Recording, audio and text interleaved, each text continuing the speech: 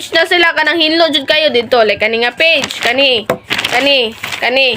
siya kani diri gyud na sila magsulat-sulat kani kay na naman siya isulat diri gyud na sila diri mag-drawing. Diba? Inana kaarte ang mga bata. Diba? Like for example, mingon ko nga, kanang, diri lang sulat, yun, mingon din ang bata nga, no, dili man nakuan, kaya na may inana, That is why. Kung dili po nila sila providean, bisag asa na sila magsulat-sulat sa bangko ninyo, sa lamisa ninyo, diba, ang ending maghinlo ka, or ever, dili pa matangtang. That is why, for you as guardian or parents, need the most sila providean because at this stage of their lives, normal ni sa ilaha nga gusto sila nandiyan sila yung mga kanang eagerness, di ba? Nga mo draw, magsulat-sulat og something because that is what they want to do in their lives. Then at this stage, also important to remember is that first color representation or drawings does not only involve fine motor skills, but also cognitive skills. Children's drawing allow us to have a glimpse of how they understand themselves and the world around them. Yes. Like for example, pasulaton nimo sila, di ba? O sir man, unsay kuan sa mong mama, inana, di ba? Padrawingon nimo. Lahi maguta perspectives as individuals. And makita na siya. Even sa childhood pa lang sa bata, sa preschool pa lang sa bata, makita na nimo ang differences nato sa ilaha. Next is we have the preschoolers nutrition and sleep. This, the kind of nutrition a preschooler gets has the far-reaching effect on his physical growth and development. This preschooler nutrition status is a result of what nutrients he or she actually takes in check against the nutritional requirement of his or her age. Obviously, having too much or too little both have their negative effects. Yes, nga naman, if ang tao, di ba, ang bata is hilig ka silang chocolates.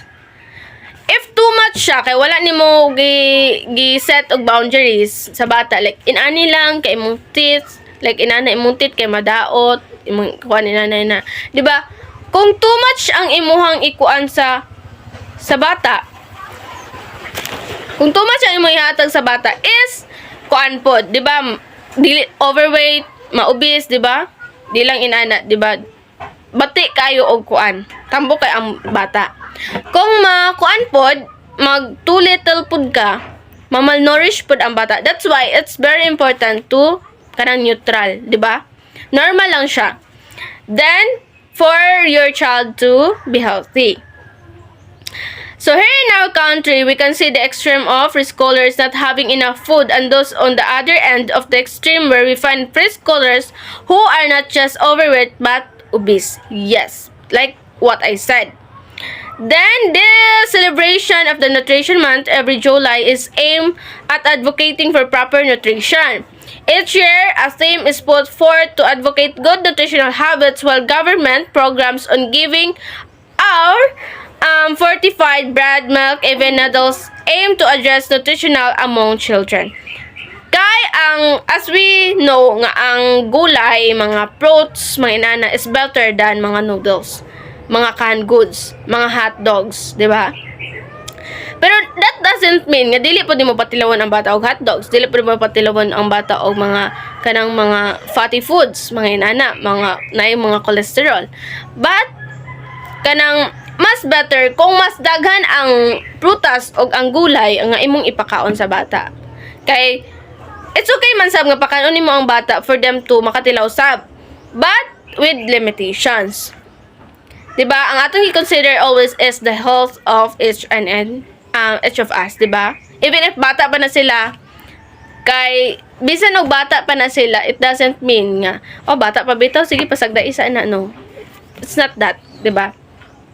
It is important for preschoolers to get sufficient amount of rest and sleep. Preschoolers benefit from about 10 to 12 hours of sleep each day. Yes. Nga naman, ang bata, dira na sila kusog mutubo pa. Diba? As we know. Mobi nang, pero kung ano diri ang kanang day bitaw, kanang mga nap time sa day, apil na diri. Inig kaudto, it's better nga mas makatulog jud ang bata, di ba? Dito sa una makinumdum ko nga ang kuan is gi-advise jud siya. Move to the quick look at what preschoolers can do. Physical skills ni. This bulleted list of preschoolers' physical skills is lifted from the physical domain component of the Philippine Early Learning and Development Standards. This set of standards was based on a study commissioned by UNICEF and the Child Welfare Council, CWC. This is now adapted for use by the Early Childhood Care and Development Council. Okay, let's move to the gross motor. 36 to 48 months ang skills or activity nga mabuhat sa bata or kaya mabuhat sa bata ani nga age is first is the hops 1 to 3 steps on preferred foot. So kani is best example na to ani is ang step cross. That is why kani nga dula is magbutang ka og like bato. Tapos butang nimo in that specific area or kanang or naam na siya mga square. Tapos imong buhaton laktawan mo to siyang area then maglukso ka. That is step cross. Next is skip with alternating feet. O diba? Kaya na niya because the gross motor is involved the large muscles man. So, ang large muscles, makonsider na siya or makonsider ang legs as a large muscles. Then, jumps and turns, sinagamit kaning mga gross motor. Then, stands on one leg without falling for at least 5 seconds. Balancing ang na involve. Throw a ball overhead with control of direction. Diba kuan siya og kanang sa gross motor gihapon like what I said nga ang manipulative skills is under sa gross motor which is it is an activity that kanang consist siya og mga hard objects or mga objects nga makuan sa tawag ani. Okay, mga hard objects. So kaning nga kuan is diba gikonry ball. Then next is throw a ball overhead with control of speed. Kicks a ball with control of speed. So, muna siya mga gross motor nga ma-develop ana nga stage. So, 36 to 48 months, 3 to 4 years old. Kung atong ikwenta. So, kanang kanang activity is maduna nila in that stage, in that age. So, sa fine motor skills na pod sa 36 to 48 months, ang activity pod nga ilahang madu or mabuhat in that age kay consistently turns pages of a picture or storybooks one page at a time looking at pictures with interest. Kanang bitong diba like what I said ang fine motor skills kay ang katong mga small muscles ang gamiton. Like kaning mga fingers, mga hands, mga arms, mga small muscles nga gamiton.